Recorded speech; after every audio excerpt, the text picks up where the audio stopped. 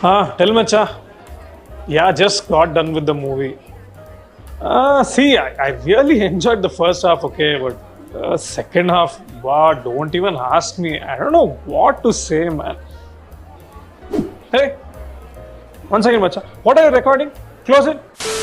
Whenever I'm asked for an opinion about a movie, I hate to say that the first half was good while the second half was bad or underwhelming. Well, we have this habit of analyzing and seeing movies in two halves, thanks to the concept of the interval in Indian cinema. In recent times, I saw some really interesting Kannada films, but sadly, they were not entirely satisfying.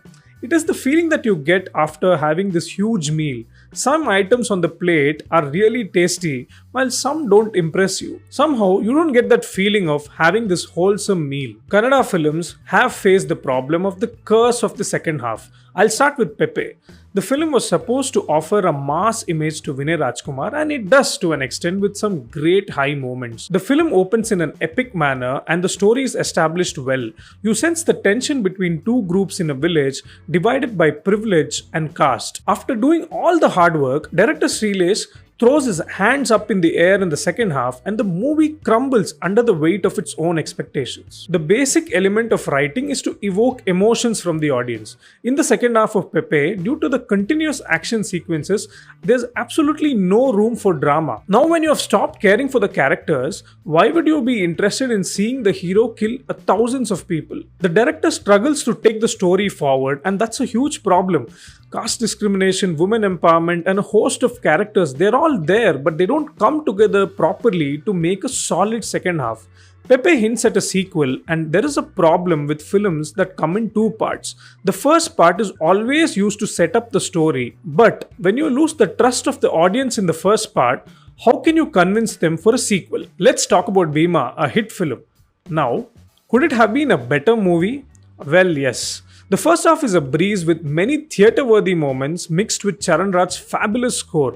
The film goes downhill in the second half. Director Vijay takes the idea of a social message in a commercial movie too seriously, and the film becomes completely explanatory about the harmful effects of drugs. Now, by the end of it all, we get the feeling that we didn't see anything new. It's so evident about Vijay's storytelling taking a backseat in the second half of Bheema. Vijay, the hero of the film, takes a backseat. It's a brave call, but sadly, he succumbs to the pressures of commercial cinema in the second half and plays to the gallery. The movie becomes about one man saving the system, and an excellent character gets sidelined. Now here's a twist. The curse of the second half gets reversed in Family Drama, a comedy film made by a bunch of newcomers. Family Drama has one of the best second halves that I have seen in Sandalwood in 2024. It was hilarious to see an unconventional middle class family trying to eliminate a feared down. But, why leave it too late? The film has a sluggish first half. It's as if the director had an excellent and creative interval block, but he didn't know how to reach there convincingly. The scenes in the first half don't burst with energy and they don't generate laughter. And I was left wondering, what's the whole point of this film? Even if the excellent second half salvages the movie, the idea is to sustain the audience from start to finish. Now, in the defense of all the filmmakers, let me tell you that we as viewers must respect a film's pace. Some movies are intentionally slow. Even if these movies take time to take off, the crucial aspect is that the proceedings have to be eventful. Take the example of Powder. It's a comedy caper, but some really quirky and bizarre characters get lost amid routine scenes. The second half does produce laughters, but you feel that overall the story had to be stronger for us to feel the impact. In comedy, if the jokes don't land consistently, it's danger signs for the filmmaker. Now imagine a movie to be a race.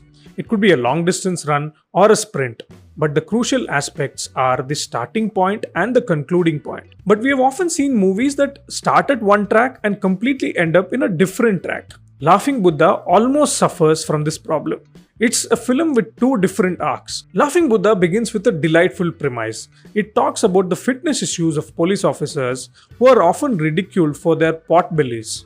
Now, even as we think that the movie will delve deeper into this conflict, Suddenly, an investigative thriller angle is introduced. Now, the film becomes like two movies clubbed together as one. The first half is a comedy drama, while the second half is a thriller. And if I may say, even if the intentions are nice, the narrative gets stretched in the second half. However, Laughing Buddha ends on a hopeful note and leaves a smile on our faces. This is a positive sign because as audience, we retain visuals from what we see towards the end of a film. So why do we face this problem of one half, or popularly the curse of the second half, in commercial films? We witness this problem in other big films from across industries like Kalki, Leo, Jailer, or even the recently released Ryan. Honestly, it's a huge challenge for filmmakers to crack two halves. Now, we as an audience, when we break for an interval, our mood shifts towards popcorn, snacks, and of course, towards our phones. So we have a perception about the first half. When the second half resumes, we want the film to maintain the same tempo and move in the same track as we have imagined after seeing the first half. But when the film fails to do so, maybe due to the error of judgment from the filmmaker, or due to logistical issues, or due to a brave creative call from filmmakers, the film tends to have lesser impact on us and we end up blaming the second half of the movie. Now I wonder, is it becoming difficult for filmmakers to write an engaging screenplay from start to finish? Javed Akhtar from the famous Salim Javed duo says that an engaging screenplay is one which knows when to take the narrative jumps and when to slow it down. It is about where to stress on the conflict and where to give the right amount of curiosity for us to be interested in the screenplay. Now it's easier said than done, and I just hope that filmmakers crack this idea of an engaging screenplay. Now as viewers, let's not jump and give our conclusions. Let's take our own time and devour these films and then analyze them. Mind you, even if one half is bad or underwhelming or not up to your expectations, it doesn't mean that the movie as a whole is less impressive. These are all very interesting films despite one half not being as good as the other, and let's continue to be constructive about our observations. For more such videos and stories, keep following The Hindu.